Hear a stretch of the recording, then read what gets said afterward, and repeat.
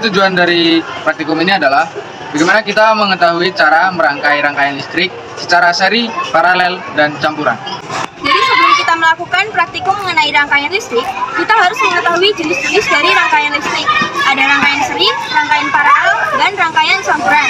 Nah, rangkaian seri adalah rangkaian listrik yang hanya memerlukan satu arus listrik, sedangkan rangkaian paralel memerlukan lebih dari satu rangkaian listrik. Nah, sedangkan rangkaian campuran itu adalah gabungan dari rangkaian seri dan juga rangkaian paralel.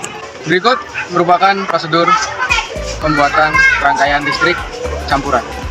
Jadi untuk membuat sebuah rangkaian listrik campuran, kita memerlukan alat dan bahan seperti alas, saklar, kabel, batu baterai, gunting, obeng, dan juga lampu.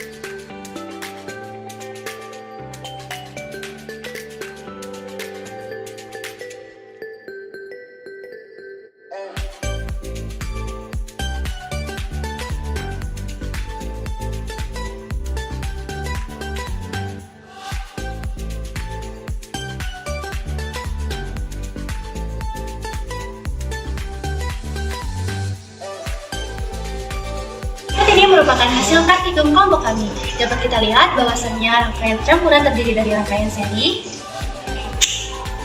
dan juga rangkaian paralel. Ini disebut sebagai rangkaian campuran.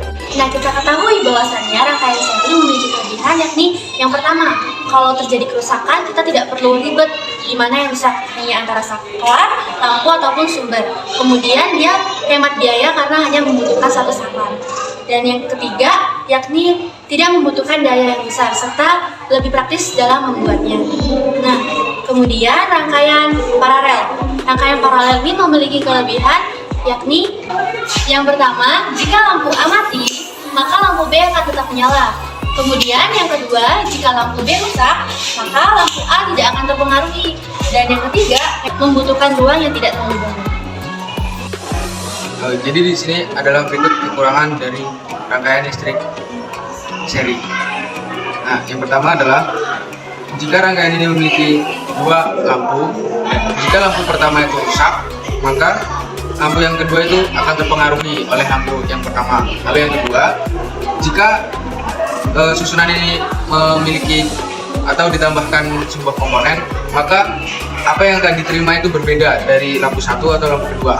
Nah, yang ketiga itu adalah jika di susunan itu terdapat dua lampu dan seri itu kan mempunyai hanya satu saklar. Dan jika lampu A dimatikan, maka lampu B itu akan ikut mati juga karena hanya terdapat satu saklar di rangkaian listrik itu. Selanjutnya adalah kekurangan dari rangkaian listrik paralel.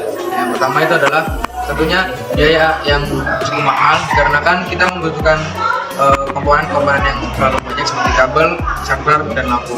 Nah, lalu yang kedua itu susunan yang sedikit rumit karena kan banyak kabel yang harus dipasang berbagai sudut.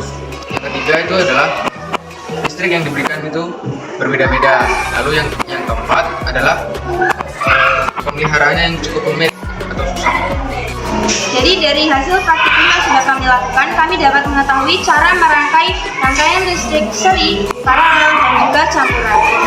Jadi demikianlah laporan hasil praktikum kami. Terima kasih sudah menonton. Tuhan Yesus memberkati.